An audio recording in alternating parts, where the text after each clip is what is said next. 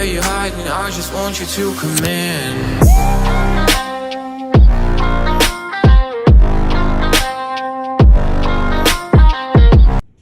Hello, and welcome to another edition of Franklin Presents Frankie's Fun with Frank and Friends, a fundraiser for the Southeast PRT team. I'm Dawn, and today, filling in for Frank, we have Jenny.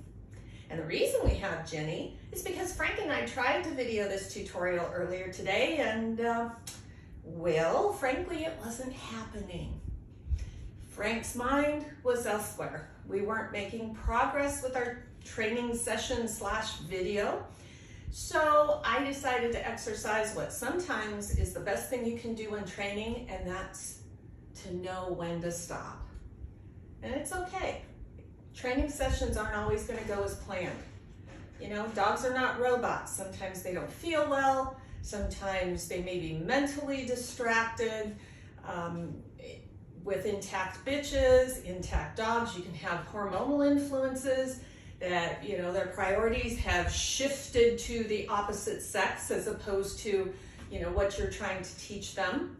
And a lot of times we are not in the game. When things fall apart, it's not our dog's fault, it's our fault. Maybe we're distracted, maybe we had a bad day, maybe we don't feel physically 100%.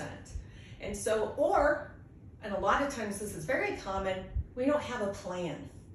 We don't know what we're gonna do. We just kind of wallow through it, and the way we think the dog should understand what we're asking them to do, the dog does not understand what we're asking them to do. Things just start falling apart, frustration builds. It's not a good scene. And you know, when things are happening like that, that's the time to say, okay, you know what, this is time to end this training session. Now, you can see Jinx is a little stressed, and that's probably because I've had a frustrating time trying to get Frank to cooperate for this video, and it didn't happen, and I'm not sure why it didn't happen. So I'm a little frustrated, but that's okay. Little bit, we can still work through that. But if you're really having a rough day, that's not the time to pick up the leash and the dog treats and the dog and expect to go train. You know, for what we're doing in particular, it's just tricks, nothing important. But you know, there's really no sport that is so important that we have to train, even when one or both of us, you know, both ends of the lead aren't feeling up to training. So if you need to set it down, set it down. I try to end my sessions, even if they're falling apart, like with Frankie. The trick we're gonna work on today wasn't happening with him. So I asked him to do something he knows very well, which is a sit. I had him do a sit. He also knows down very well, had him do down, and then we ended the session. So we ended the session with me still in control of the situation. I asked him to do something. I'm not teaching him that acting like a goofball is the way to get out of training. No, but I did shift it to make it easier for him, easier for me. We ended on a positive note, and then we just called it a day. Okay, now maybe I'll try him later today. I'll work with him a little bit, see if we're in a better headspace. If one of us or both of us is not in a better headspace, I'll come back to him maybe tomorrow, maybe the day after tomorrow. It's okay. But forcing yourself through a session that is just falling apart can do more harm than good in the long run. You can ruin the dog's trust in you, ruin their attitude toward training, and just make it an unpleasant situation for you as well, and you're not teaching them a darn thing. So that is why we have Jenny today. And it's funny because Frank's session blew apart on what is a very, very simple trick for 99.99% of the dogs out there, and that is the single cup find it. So for novice, our dogs, for the find it trick, need to find a cookie hidden under a cup or a bowl, you know, something that they can knock over. Now for the little guys, I use these shot cup sized plastic cups. My bigger dogs, I use the bigger version of them. They're lightweight, but they're sturdy. And all the dog has to do, find it.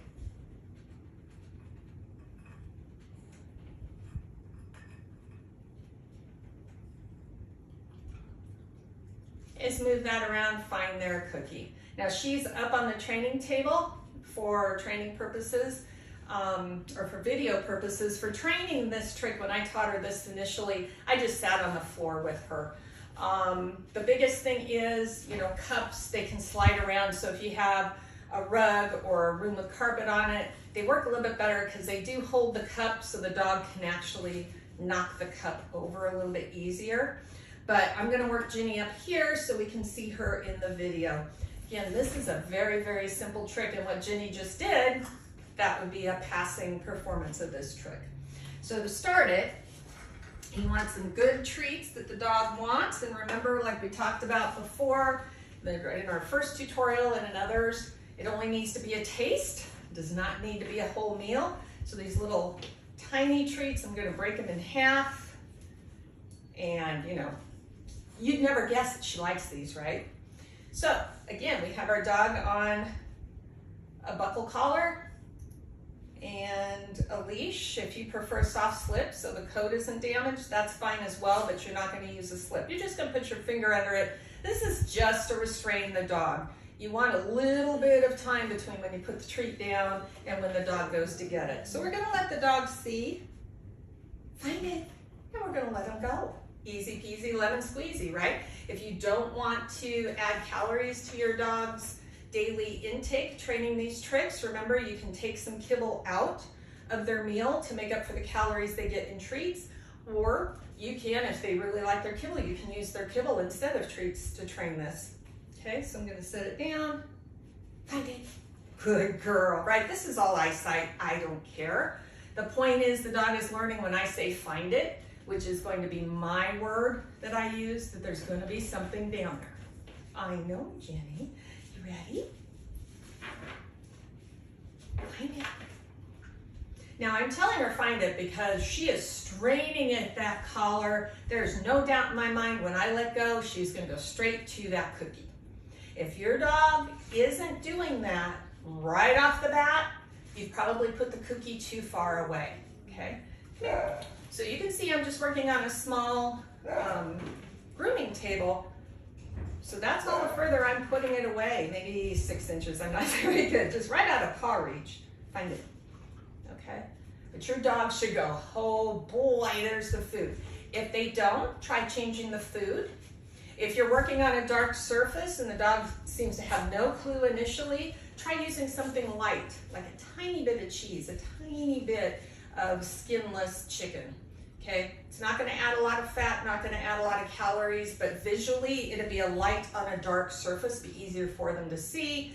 Alternatively, if you're working on a light surface, use a darker treat if the dog is struggling. But most dogs, after maybe the first or second time, you don't need to worry about it. All right, so that is step one. And remember, we do sets 5 for our repetitions when we're training. When the dog can do it 4 out of 5 times the first time in the way we want it, then we're ready to move on. So Ginny is watching that cookie, she's straining at that cookie, and as soon as I let her go, she's blasting over and getting that cookie. So we're ready to move on. So the next step I do is I always let them check out whatever it is I'm gonna put the treat in. I don't want them to be afraid of it. They can sniff it, they can do whatever. I just wanna know that they're okay with that. Now Ginny does a shell game with multiples of these as a very advanced trick, and so she knows what these are all about. But you know, just let your dog check it out. And then I'm gonna hold on to their collar. Now if your dog can sit and wait, that's great. If you have somebody that can hold the leash quietly, just be a leash holder for you, that's great as well.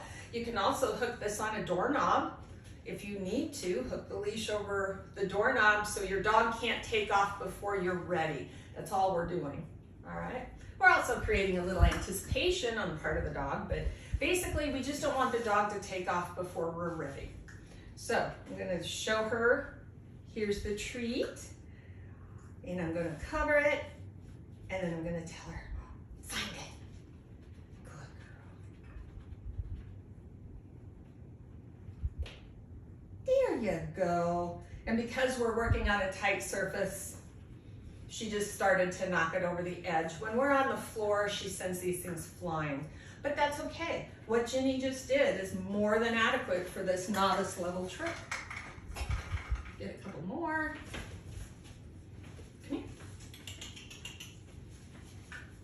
I'm going to scoot her back to this end of the table. I got a hold of her collar, dropping the cookie. Get it. And I gave her the wrong cue there. Her cue for this is find it. I said get it, but that's okay. She did it. Again, these are tricks. So consistency, yes, we want to use one unique word for each trick if we put it on a verbal cue.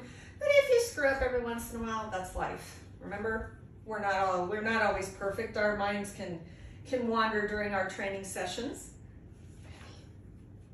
Find it. Good girl. And now she's figured out that smacking it is going to keep it from going off the edge. She can get to the cookie faster. Okay, that's step 2. Again, 4 out of 5 times, 80%. She's going and getting that. I'm ready to move on to the last step. The last step is we're going to set up our dog facing away. Now, the AKC Novice trick list does not say your dog must be facing away for this trick to start this trick. They don't say that. They also don't say that the dog can't see you put the cookie under the cup. Okay, so technically that step we just did is good enough for the trick dog. But in the more advanced levels, we start to play with multiple cups and play the old shell game. Put the cookie under one, move them around, and let the dog go and find which one. So I like to throw in a little added bonus of turning our dog around, away, trying to hold them so they don't cheat.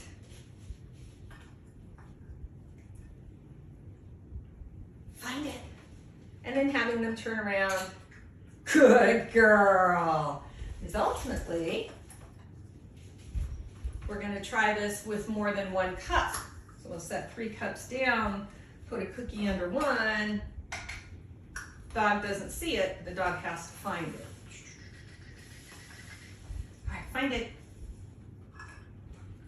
Okay, and she already found it and ate it. So this looks a lot more impressive. When it's on the floor, we can spread them out. This is a great brain game. It's a great rainy day, snowy day, indoor day kind of activity to do. It's very low stress, has nothing really to do with scent work or tracking, earth dog trailing, but yet it does. It's teaching them using their nose is fun, using their nose is rewarding.